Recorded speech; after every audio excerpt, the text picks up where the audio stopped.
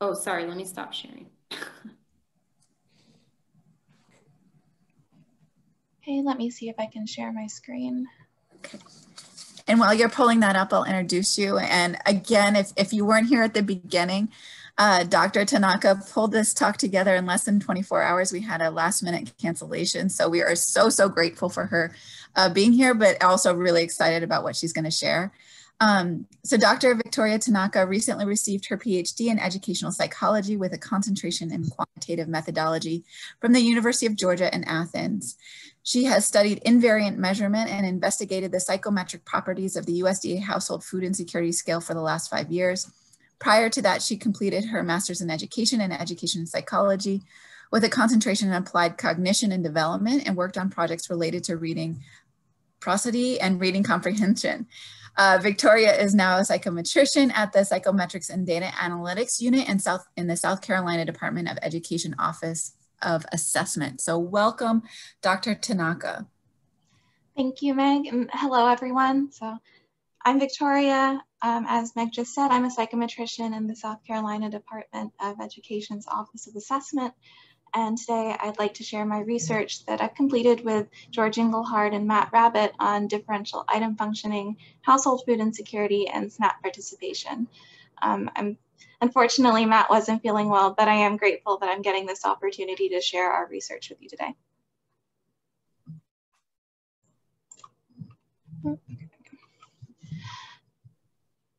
So food insecurity is a condition that we say occurs when households lack the access they need for a healthy and active lifestyle. And before I go any further, I do want to note that as a concept, food insecurity is distinct from hunger. So we consider food insecurity the more objective descriptor of access to food, whereas hunger is more subjective, and we consider that a sufficient but not necessary condition for food insecurity. So by that, what I'm saying really is that a household can be food insecure without also experiencing hunger. The US Department of Agriculture, or USDA, measures food insecurity in the United States annually using the Household Food Security Survey module, which is administered as a supplement to the census and has been since 1995. This is an 18-item scale that has questions that refer to potential food hardships and conditions that the household might have experienced in the past 12 months. Also, as we heard in the previous presentation, there is a 30-day scale that's available, but typically asks conditional on responses to the 12-month scale when that is administered with the census. So this scale has 10 items. We've seen the 10 adult items, and this includes 3 general household level items, and then a further 8 child referenced items that refer to food hardships that children under the age of 18 in the household might have experienced.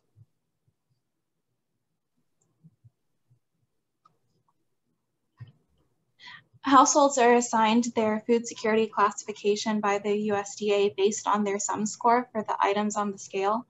So households are considered food secure if they have a total score of 2 or less, and they're food insecure if they have a score of 3 or more. Food insecure households may also receive additional classifications depending on what their overall score is. So if they endorse 8 or more of the items on the scale, then they're considered food secure with very low food security.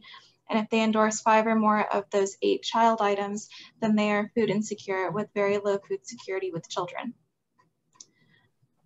These categories are at the household level, which I point out because it is possible for individuals within the household to experience that food insecurity differently. So an example that I think about a lot is that if you have children in the household, typically parents are going to shield those children from the most severe effects of food insecurity. And even if you have multiple children, the youngest children will typically be more sheltered from the food insecurity than the older children. So these food insecurity categories that are assigned to households represent for us both these meaningful levels of the severity in food insecurity that these households are experiencing, and they're also easier targets for policy than the actual household food security survey module. So a lot of attention is paid to these classifications of food secure and food insecure. The Supplemental Nutrition Assistance Program, or SNAP, is the largest food assistance program in the United States, and it was created really with the aim in mind of helping to reduce food insecurity in the country. Paradoxically, however, our research shows us that food insecurity tends to be more prevalent in households that receive this food assistance than in households that do not. One explanation and one way that we tend to think about this and try to explain why that might be the case is that we think that if a situation is bad enough that a household needs to apply for that food assistance, then it's likely that whatever hardships they're facing are severe enough to overwhelm any beneficial effects that they might feel from having that food assistance from SNAP. However, measuring the relationship between SNAP and food insecurity is complicated because we do know that there are unmeasured characteristics and other variables that are likely correlating with SNAP receipt and food insecurity that are difficult or sometimes just impossible for us to measure very well.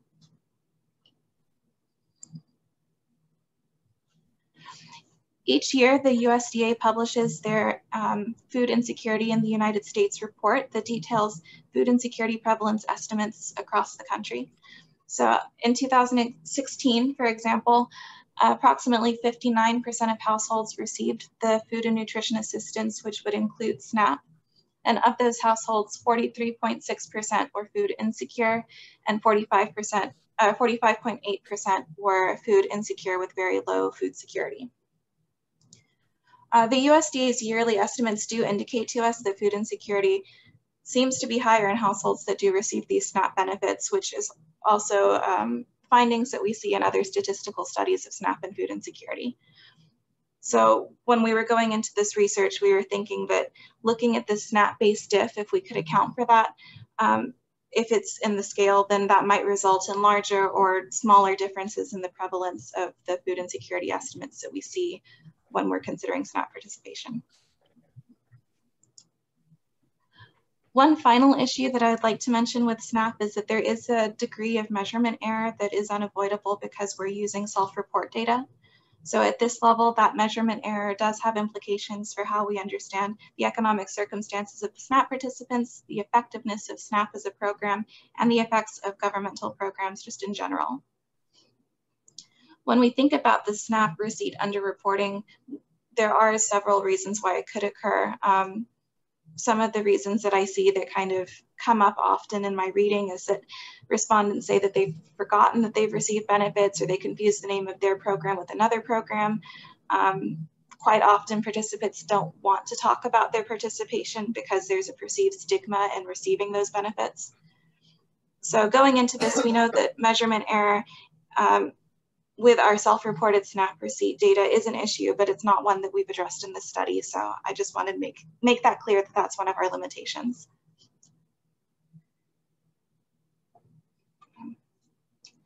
So the purpose of our research was really to look at two main questions. Are there subgroup differences in reported food insecurity based on SNAP participation using that 12-month scale? And is there diff related to SNAP participation? And this is one of the first studies that looks at SNAP-based diff using the Household Food Security Survey module.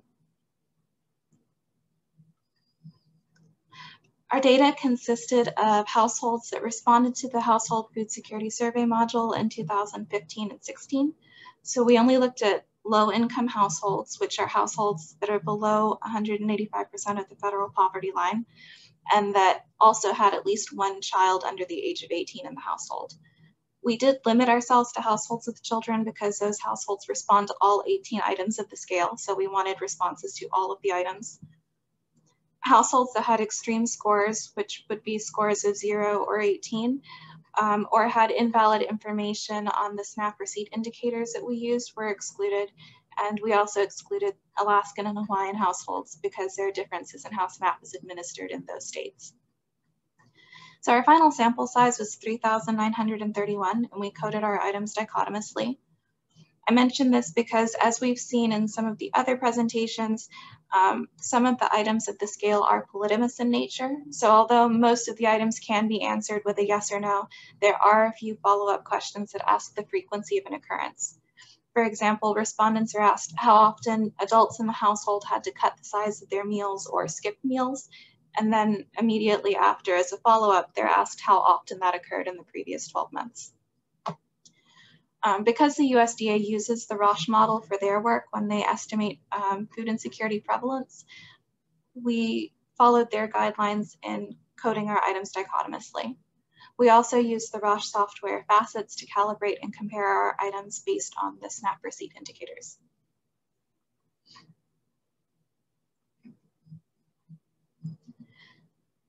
So we've seen a little bit about the RASCH model thanks to Juwa's presentation. Our dichotomous RASCH model that we fit describes the probability of a household endorsing an item on the food security survey module as a function of that household's food insecurity and the difficulty of the item. So I have this written mathematically, where here our theta is our person ability or household food insecurity, and delta is our item difficulty. The RASCH model does have fairly strict requirements for invariant measurement. Most relevant to our work here is the assumption of measurement invariance. So when that assumption is violated, we can have either differential person functioning or differential item functioning. And because we're looking at items here, we're looking at differential item functioning.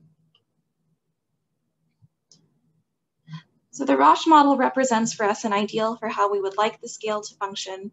However, we know that in practice, our ideals are always going to be violated. The question being to what degree that violation matters to us. So using these diff analyses, we can assess the difference between our groups of interest. So here, the focal group is our group of interest that is possibly disadvantaged if there is diff in the item. And for our analysis, it was our SNAP group. And the reference group is our comparison group, or in this case, our non-SNAP group. When there is no diff or the diff is statistically non-significant, then group membership doesn't matter. Each group is going to experience or interpret the items in about the same way. Neither group is going to be disadvantaged by those items. When diff is present in our items, then the disadvantaged group can experience potentially serious consequences depending on the context and the purpose of the scale. So in the case of food insecurity in particular, because this scale is used to make policy decisions, for example, for budgeting money for the SNAP program, it's very important that we get those estimates, the food insecurity prevalence estimates, as close to accurate as possible. I say as close to accurate because we know that we will have measurement error, so we'll never get exactly right.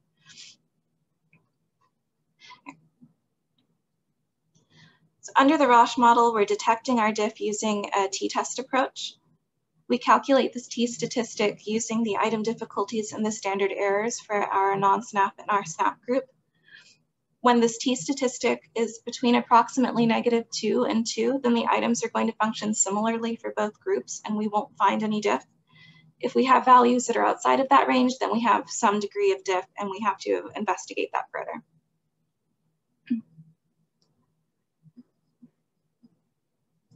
We use two models to illustrate our conceptual framework for this diff analysis. So in the first model, we have a many facets RASCH model that includes 3 facets.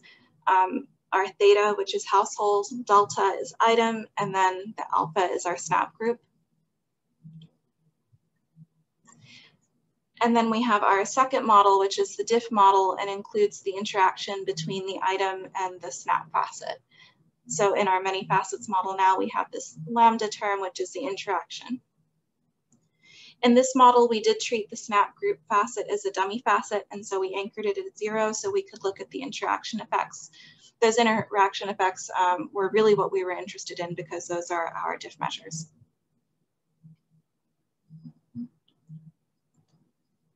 So our RASCH model explains 60.3% of the variance in our data, which indicates that we do have the unidimensionality that we need and that we look for. And the diff analysis explained an additional 0.12% of our variance. Also in our sample, about 57% of households participated in SNAP and about 43% did not. On the right side of the screen, I know it's a little bit small, but I have the right map, which is a visual representation of the household food insecurity and the item difficulty. So it's arranged along that line, the logit line. Let me see if I can zoom in. Yes. Okay. So as we can see, I'm sorry. Let me zoom in again. Okay. So as we can see, we have our households and our items arranged along this line labeled measure that represents our latent food insecurity.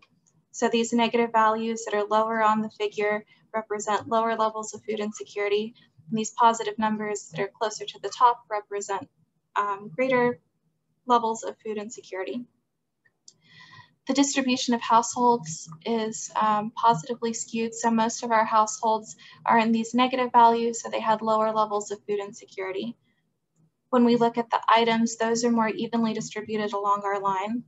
And something that I would like to point out and draw your attention to is that if we look at the item labels, we can see that in general, it seems that the adult items were easier for respondents to answer than the child items. So at the very bottom, the very easiest item for people to answer was actually item 1, worried food would run out. And the most difficult item was item 18, children not eat for a whole day.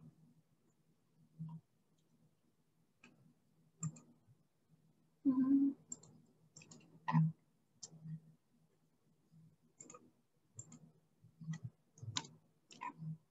So here I have the RASCH summary statistics for the analysis. Overall, when we look at our fit statistics, our outfit and our input, those values look good. They were close to what we expected. Households had this average RASCH measure of -2.78, so that's lower on the line. That represents a lower level of food insecurity. Our items were centered on 0, and of course the SNAP facet was anchored. Here in this table, the separation statistic is the reliability of separation, which corresponds to coefficient alpha. We can see that that was also high for our households and our items.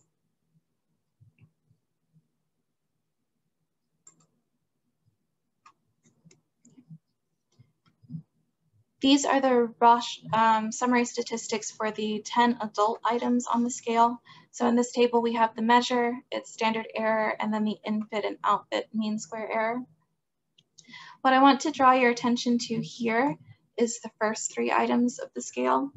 So as I said, item 1, worried food would run out, was the easiest. Most households said yes when they were asked this question. And items 2 and 3 were also very easy. So many households said yes, they worried that food bought would not last, and yes, they could not afford to eat balanced meals. When looking at item 2 and 3 additionally, however, we see that the outfit was not good for these items. So the model didn't fit quite as well for these 2 items as we would have expected.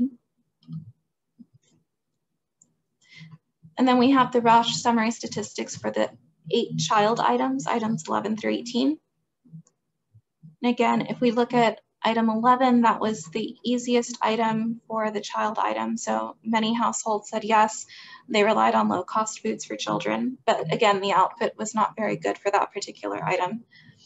And then of the child items and the household food security survey module as a whole, this item 18, children not eat for a whole day, was the most difficult item for households to endorse. So far fewer households said yes to this item.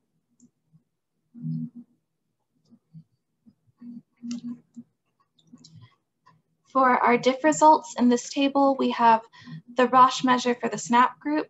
For the no SNAP group, we have this contrast, which is the difference between the 2 measures, and then the corresponding t statistic and p-value.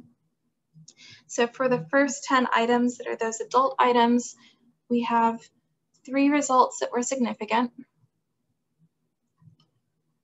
These first 2 items, worried food would run out and food bought would not last, were more difficult for the SNAP group to answer. And this third item, could not afford to eat balanced meals, was more difficult for the SNAP group.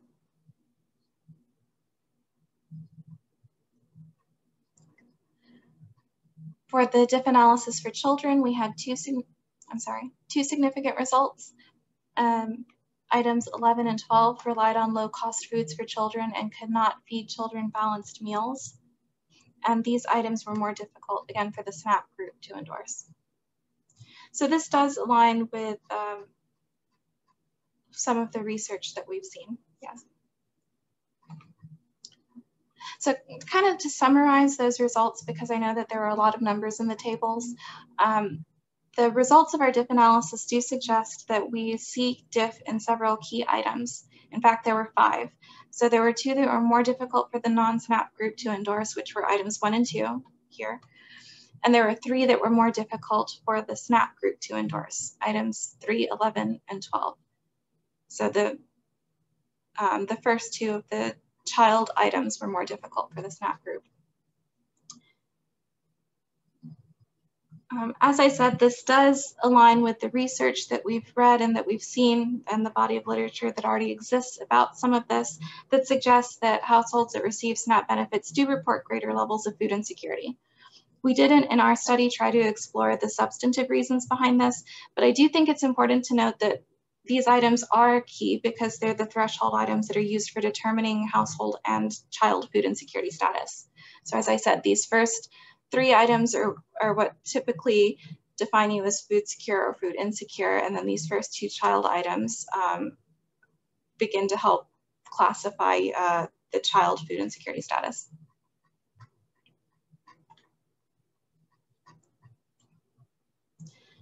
So the Household Food Security Survey module is used to assess food insecurity on a national level so that the appropriate policy decisions can be made with respect to the problems of food hardships. Though the scale has been in use now for over 20 years, there are still many aspects that we could investigate and that we should investigate as far as the psychometric functioning of the scale goes. So we do have a paper that we were working on with Jua Wong looking at DIFF in the International Food Security Scale using the multi-level behavioral RASCH model. But whenever we think about this National Household Food Security Survey module in the United States, we still have plenty of other DIFF studies we can do. So this looks at, our study here looks at DIFF with respect to the SNAP groups, but we can also look at the gender and the level of education of the head of household that is responding to this survey, as well as the geographical region in which the households are located, among other things. Also, whenever we look at the scale, because we do have these very distinct subsets of adult and child items, then further exploration of the dimensionality of the scale is certainly warranted. And that is something that we have been working on as well. So for example, looking at using factor analytic techniques such as bi-factor modeling to give us not only this overall household food insecurity measure that we've been looking at, but as an adult and child level food insecurity measure as well. Finally, with regards to SNAP, in our research here, we've used the 12-month scale, but this work can easily be expanded on by conducting further analyses using that 30-day scale, and also looking at SNAP income eligibility to mitigate any measurement error in the self-reported SNAP receipt. I think that generally using SNAP as one of your variables of interest in some of this research can be a little bit tricky, but it's something that I'm certainly interested in looking at further.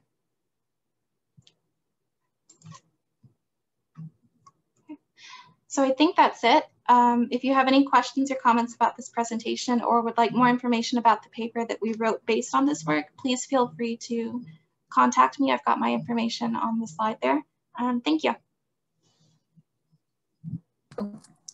Thank you so much for a fabulous talk.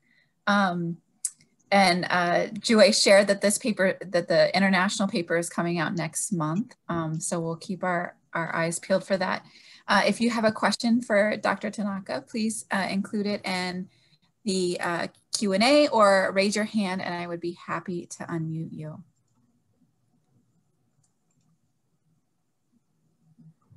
I'm noticing, I didn't exactly expect it, but I'm noticing a theme as our speakers are sharing their work.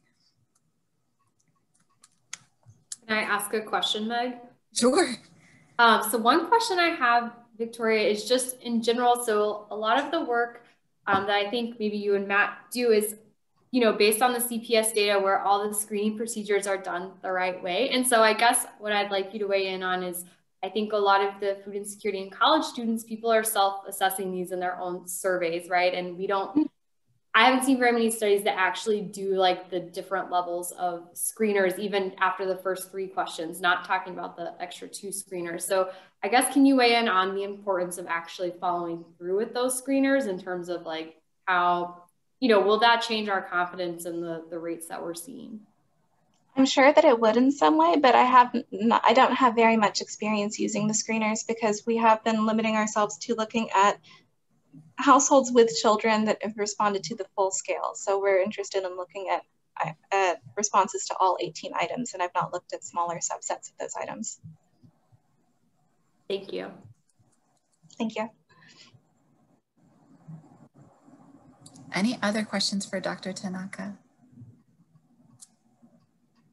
Here comes one. Allison says, great presentation. During a recession, a lot of people turn to food assistance for the first time. Do you think that interpretation of these questions would also change during a recession? I'm sure that they would, and I very much wish that Matt were here as the economist in our team to give his perspective on that. Yes, I'm sure that interpretation would change. I'm not sure how that would affect any diff that we detect, but that would be interesting to look at. It's our understanding that Matt is working on USDA reports of how COVID has impacted food insecurity nationally. So I'm guessing those are forthcoming as soon as they're able to go through the appropriate channels. Yeah, I believe so.